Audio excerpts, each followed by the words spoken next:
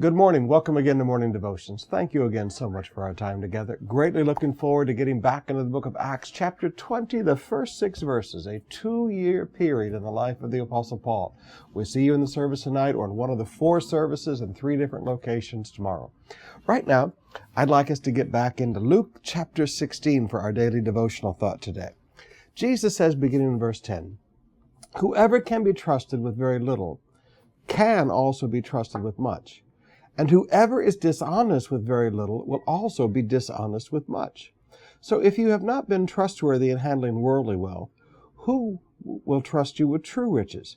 And if you have not been trustworthy with someone else's property, who will give you property of your own?" Now Jesus teaches some absolutes there. He said, if you can trust a person with 5 pesos, you can trust a person with 5 million. He said, if a person will steal 5 pesos from you, they'll steal anything from you. Now you have to understand, what people do as a matter of principle reveals who they really are. So he said, listen, the amount is irrelevant. You just need to understand a person's integrity does not increase because of the value of what they are handling. Let me say that again. A person's integrity, their character does not change because you trust them more or you trust them with more. Now, this is an absolute. And then he begins to apply it. He said, do people really want to grow in spiritual things?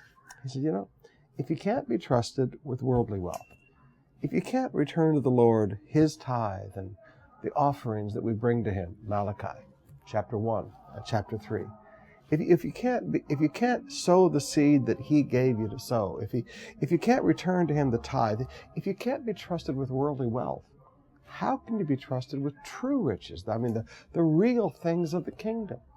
And his second application, if you can't be trustworthy with someone else's property, how can you expect God to give you your own?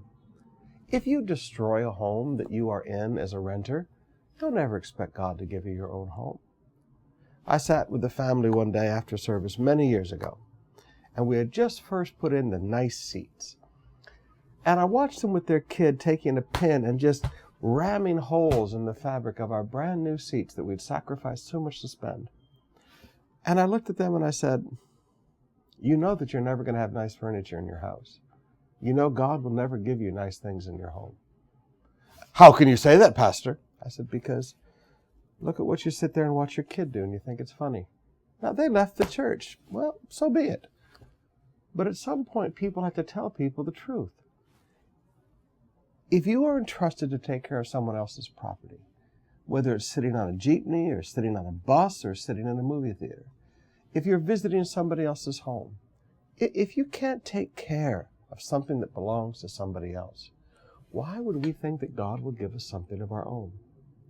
Now, I ask the question, do you want to prosper? Of course, all of you say yes. Then I would say, number 1, be faithful with the little things.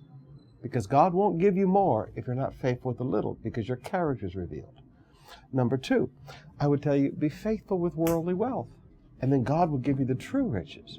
And number 3, whenever you are using what belongs to somebody else, take very good care of it. And God will give you your own.